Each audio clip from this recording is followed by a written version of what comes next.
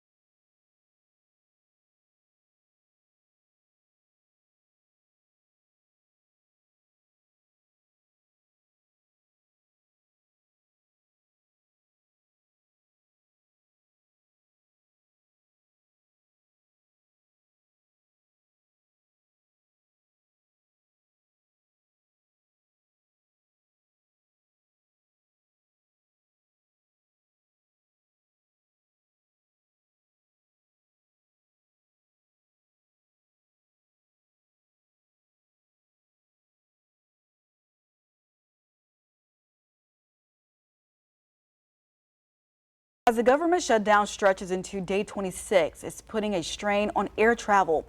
Airports across the country have reported more staffing shortages than usual. Without enough manpower, there are rising concerns about possible safety lapse.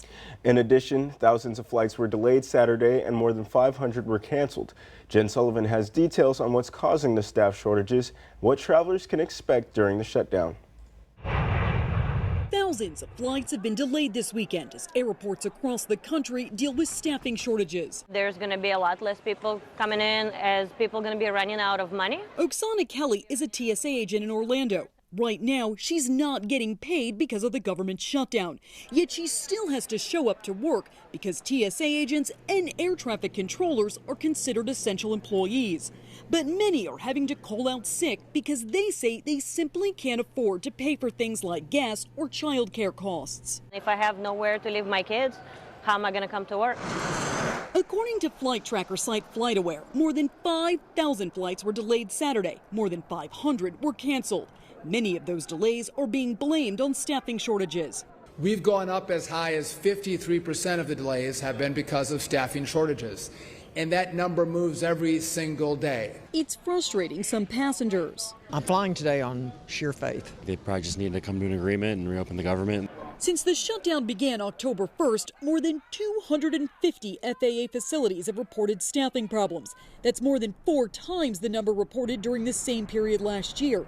The longer the shutdown lasts, the more financial pressure it puts on these workers. That leads to an unnecessary distraction, and they cannot be 100% focused on their jobs, which makes this system less safe every day that this shutdown continues. Travelers are being warned to expect longer security lines and to monitor their flights for any changes. All of this with less than a month to go before the busy holiday travel season. I'm Jen Sullivan reporting. As the government shutdown continues, some benefits, including SNAP, are being affected. On Friday, Louisiana Governor Jeff Landry issued an emergency order to ensure residents receive November SNAP benefits. He says preventing hunger, especially for seniors, children, and people with disabilities, is a top priority. Benefits from previous months can still be used, but new ones won't be loaded until the government reopens. Notices will be sent to businesses and retailers this week. President Trump is kicking off his Asia trip by attending the ASEAN Summit. Today, he signed a peace agreement between Cambodia and Thailand, along with reciprocal trade deals that include access to critical minerals. He also signed a trade agreement with Malaysia while meeting with the Prime Minister and discussed trade talks with the Brazil's president during the conference. French officials have confirmed that 2 suspects have been arrested in connection with the last weekend jewels heist at the museum. Yes, but authorities say they haven't recovered any of the stolen items. Here's ABC's Tom Soufi-Burridge with the latest from Paris. French officials confirming that 2 suspects were arrested late Saturday night in connection with the theft of some of France's crown jewels from the Louvre Museum. Investigators have been analysing DNA and fingerprint traces recovered at the scene, as well as on items they say the suspects reportedly dropped as they made their escape on motorbikes. 2 sources telling ABC News DNA from inside a helmet found at the scene matched one of the suspects, allowing police to conduct surveillance. The 2 men arrested were both from a northern suburb of Paris, and investigators say they were known to police and linked to other robberies. Authorities adding they were arrested as they were about to travel. One man was detained at Paris's Charles de Gaulle airport as he was about to board a flight to Algeria. Police believe the other man was planning to travel to Mali. The arrest coming 1 week after the brazen heist at the world's most visited museum. Authorities say 4 thieves, disguised as construction workers, used a cherry picker to scale one of the walls of the Louvre Sunday morning. The gang entering the museum after cutting a hole in a window. Once inside, they stole 9 items, jewels valued at $102 million. The entire robbery taking around 7 minutes. Only the larger stones could possibly be traced to this, but unfortunately, those are the stones they will have wanted to break up as quickly as possible. The many smaller stones are virtually untraceable to this collection. The suspects are now being questioned at the headquarters of the Judicial Police in Paris, which deals with organised and serious crime. Tom Soufi-Burridge, ABC News, Paris. A recall alert tonight. More than 2 million pounds of Golden Island fire-grilled pork jerky are being pulled from shelves. The USDA says the Korean barbecue recipe flavor may contain pieces of metal. The product, made by LSI Inc., was sold at Costco and Sam's Club stores nationwide. Several customers reported finding metal in the jerky, though no injuries have been reported. Consumers are urged to throw it away or return it for a refund. Experience our digital streaming service, Crossroads Today Plus. Stream our daily newscasts and much more using your connected TV. Just download Crossroads Today Plus on your Roku, Amazon Fire TV, Apple TV, or Android TV. Search Crossroads Today Plus. Temperatures today got to 88 degrees for our high and our low was 65, but we've got some below average temperatures on the way this week. I'll be talking about that coming up in the full weather report. Here's what's on this week's Community Crossroads. The Citizens Academy deadline is near.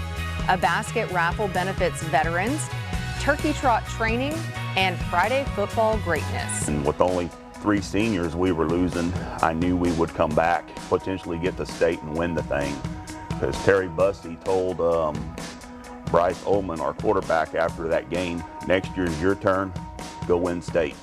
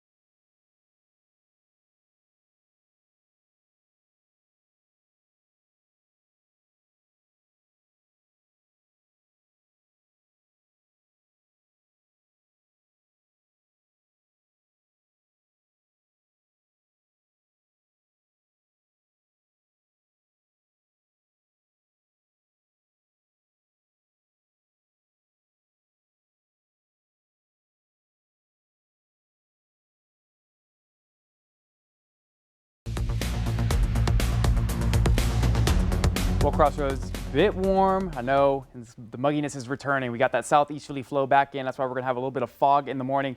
But look, check this out. This low pressure system's got a pretty wide frontal system boundary that's going to be pushing down south towards our area. And, well, it's pretty high up in the mid levels, and that'll help drop the jet stream farther down south to allow for some more cooler air, an actual fall-like feel to our atmosphere for the next couple of days here towards the middle of the week here. And let me just show you this frontal line, as we also have a slight little rain chance with it as well. So Monday morning, I did mention a little bit of fog. Cloud cover is going to be pretty widespread throughout, and it'll eventually burn off there for the afternoon time, becoming more relatively clear for us. But the cloud cover does return Tuesday morning. May see a little bit more fog as well for the morning time. But here's when the frontal system starts to make its way down here. We start to see it make its way across the I-10 corridor. Now at 5 p.m., we start to see some 20% little isolated showers there with the line.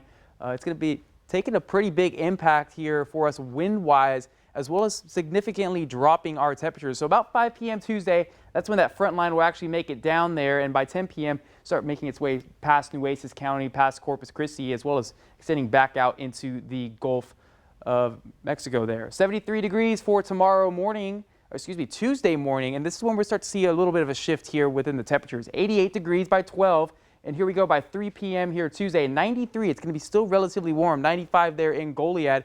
But we already start to see the shift there in those temperatures dropping, and it significantly drops here 7 a.m. Wednesday, 54 degrees. I think that's a little light jacket weather for us. It's going to be a bit chilly outside.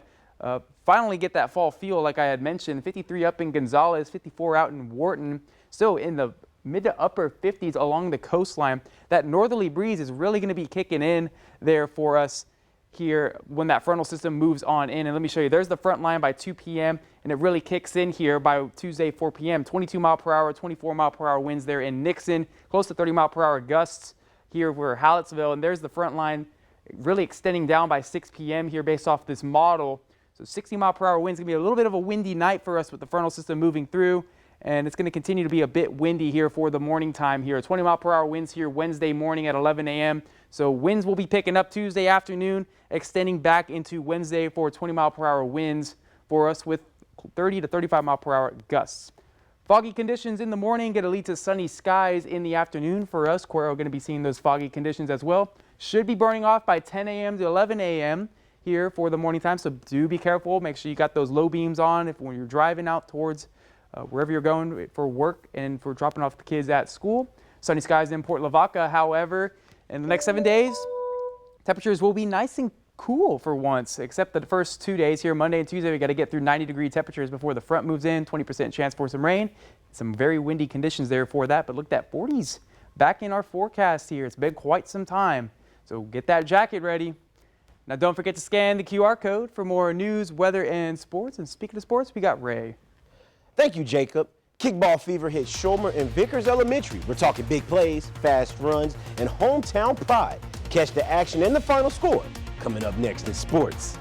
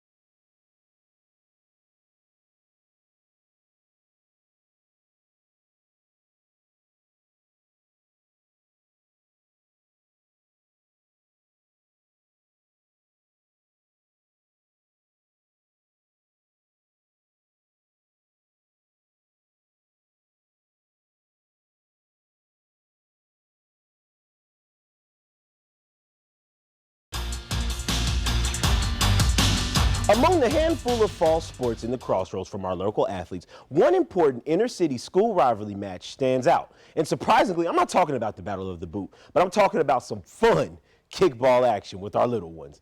This past Thursday, two neighborhood schools in Ellis, Schulmer, and Vickers faced off in their 4th grade and 5th graders in a fun, action-packed game that featured some big kick plays, amazing catches, and fast break runs, bringing both communities together to support this exciting rivalry. In the end, Victors walk away with the victory. Final score, 8-0. The competitive atmosphere and great performances didn't stop the Lions from being good sports. They took delight in their teamwork and local support from the community. Great. We were very nervous. This is definitely a tough team that we played, but we have been practicing really hard the past few weeks and getting ready for it. The boys did really good today. We definitely hold our athletes to a higher standard. We think that they should be kind and respectful to everybody, and especially on the field. I did pretty good. My team, we did good. I think we could have did a little bit better, but we still did good. We still beat Schulmer. I'm happy that we're all together and supporting our Vickers team. Just remembering playing with my team and everything that we did together. A big congratulations to those Vickers kids. I know there's some proud parents, teachers, and substitute teachers, wink, wink. After a big win against the top-ranked LSU, the Aggies hold a strong place at number 3 in the top 25 poll. In the Crossroads, we could truly be watching a serious contender for college football. Jacob, I know you like that. I see you looking at me at the corner of my eye. Their 49-25 victory is solid proof that they compete with the best of the best. Marcel Reed led the charge, throwing for 202 yards and adding 2 touchdowns to the stat sheet. And the Texas Longhorns are charging back up the AP rankings after a strong win over Mississippi State. They jumped 2 spots to land at number 20 for Week 10. But the real test comes this Saturday at 11 a.m. when the Longhorns host the number 9 Vanderbilt, a huge chance to climb even higher. And over in the NFL, the Texans battled the 49ers, San Francisco being a top team record-wise, sitting at 5-3. So the Texans had a lot of work cut out for them today. At a 1st and 10, here's Stroud looking for the end zone and finds Jaden Higgins for an inside touchdown. And that was his 2nd of the year, surprisingly, for Higgins. The Texans came to play tonight, and as the 49ers bounce back in this next play, you'll see George Kittle. He makes a tough down look easy with his size advantage. Stroud, on the other hand, finished with 319 yards, leading the Texans to victory. Final score, 26-15. And all right, guys, we got the official video and the official score update. Apologies for the 5:30, but the Dallas Cowboys aim to add another win on the board as they faced off against the Denver Broncos today. Things started off well when Dak Prescott, despite some pressure from Denver's defense, found CeeDee Lamb on a quick slant. Lamb pushed the ball up just a few feet short of the end zone, setting up for a crucial 1st and goal. But the Cowboys couldn't find an answer on the field tonight as the Broncos dominated in every aspect, out-throwing and out-rushing Dallas. Denver took home the win with the final score of 44-24. And as the NBA season kicks off, the Spurs' 3-0 start is no joke, and a credit goes to that guy you just saw a few minutes ago, Victor Wembanyama. He was outstanding in their matchup against the Nets today, putting up 31 points, 14 rebounds, and 6 blocks. In fact, 2 of those block shots came in this same play right here. He just makes blocking look easy. I think it's just the ultimate cheat code if you're Victor Wembanyama. The Spurs secured the win. Final score, 118-107. The Spurs will play the Raptors tomorrow at 7 p.m. But that does it for your sports. Amaya? You have anything to say about that game? Oh, goodness gracious. Well, it's not just the humans getting into the Halloween spirit. Chicago's pets hit the streets in costumes for a spectacular parade. All that and more coming up.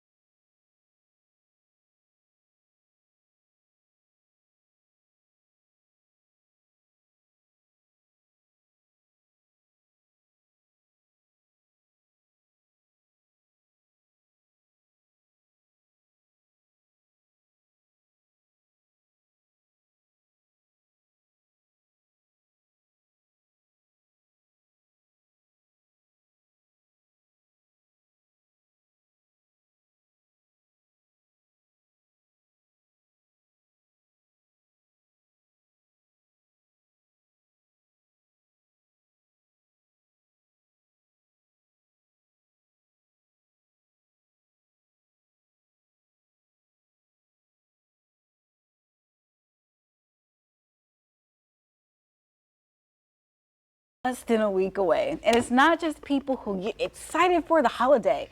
Pet owners in Chicago brought with them their poochies and kitties for some Halloween fun and parade. These pets got all the dress-ups. Some of the costumes were quite clever.